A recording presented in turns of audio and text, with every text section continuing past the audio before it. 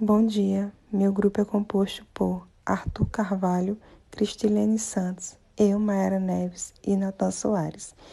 Vamos falar um pouco sobre R1, Sudoeste da América do Sul, R2, Norte do Chile, Noroeste e Centro-Sul da Argentina.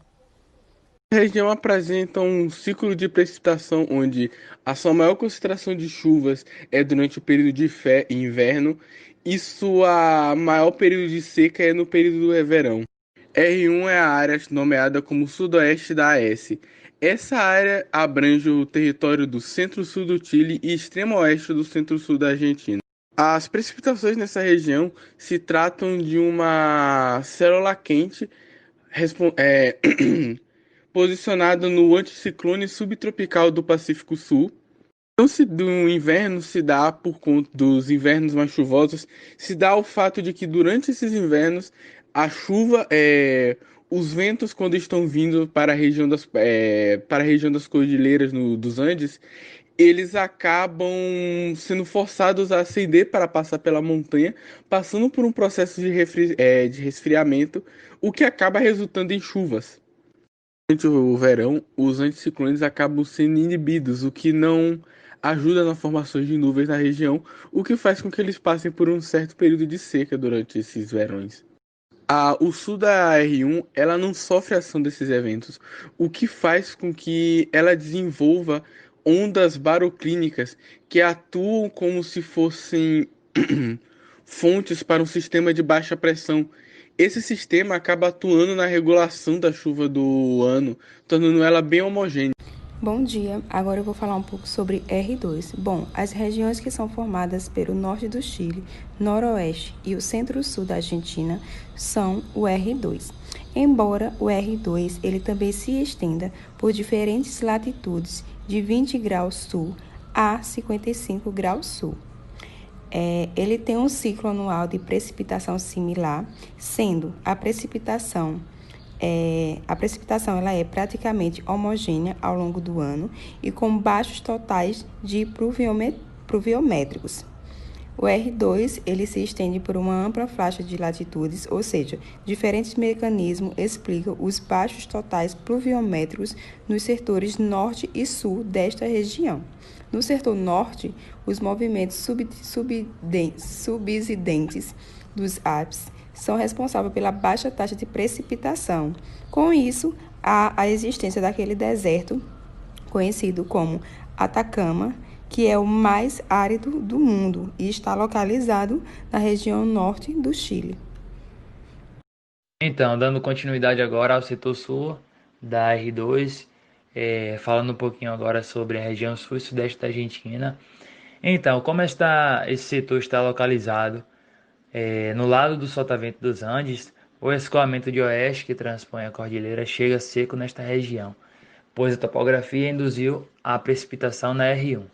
Então, a pequena taxa de precipitação, que ainda é registrada no sul da R2, é devido à influência dos sistemas frontais e ciclônicos que cruzam a região no seu setor sul ou que ainda são formados nesta mesma região. Na costa sudeste da Argentina foram identificadas duas regiões, uma frontogenética, que é caracterizada pelo processo de formação ou intensificação de uma frente, e a ciclogenética, que é onde acontece o desenvolvimento de ciclones. O sudeste da Argentina é, então, uma região favorável para esses sistemas. Outro fator é o aquecimento por compressão adiabática do escoamento proveniente do Oceano Pacífico que cruza os Andes em direção ao Oceano Atlântico. Então, nesta região, os gradientes meridionais de temperatura são relativamente intensos, ou seja, eles propiciam a formação de sistemas frontais. Cris vai citar também mais à frente. Além disso, muitas vezes ao longo do ano, tal região é atingida por intensas massas de ar frio que se deslocam do Polo Sul para latitudes mais baixas, o que também contribui para a formação de frentes frias. Outro fator para a formação e intensificação de frentes na costa sudeste da Argentina é a confluência das correntes do Brasil, que é uma corrente quente, e a das Malvinas, que é uma corrente fria. Com isso, alguns pesquisadores trazem a importância dos Andes na análise em questão. Porém, para quem não sabe, a Cordilheira dos Andes ela é uma formação geológica de uma extensa região de cadeias montanhosas que se estende ao longo da costa oeste da América do Sul. Ela é caracterizada, além de suas elevadas altitudes, por ser tão extensa e é considerada a cordilheira continental do mundo. Entretanto, suas altitudes não são maiores, por exemplo, que as da Cordilheira do Himalaia, que é localizada na Ásia. Porém, o ponto mais alto da região dos Andes concentra-se na Argentina, que, em média, a cordilheira possui uma altitude de 4.000 metros e uma extensão de 7.000 quilômetros no sentido norte-sul e de 700 quilômetros no sentido leste-oeste, abrangendo 7 países, nos quais são a Venezuela, Colômbia, Equador, Peru, Bolívia, Chile e a Argentina. Em 2005, Hoskins e Rhodes observaram que há mais ciclogênese no lado leste dos Andes do que ciclolises no lado oeste. Segundo eles, isso indica que as ciclogêneses não se devem somente à regeneração de sistemas que cruzam essa montanha. Já Rabiota, em 2018, ele mostra a importância dos Andes nas condições ciclogêneses. No caso, ao comparar essas simulações numéricas, com ou sem a topografia da AS, os resultados indicam uma redução de frequência dos ciclones em toda a costa leste dessa região, quando a topografia foi excluída. Maiores detalhes sobre isso traz os mecanismos que contribuem para a ciclogênese na costa sudeste da Argentina, que esses dados também são fornecidos pelos mesmos.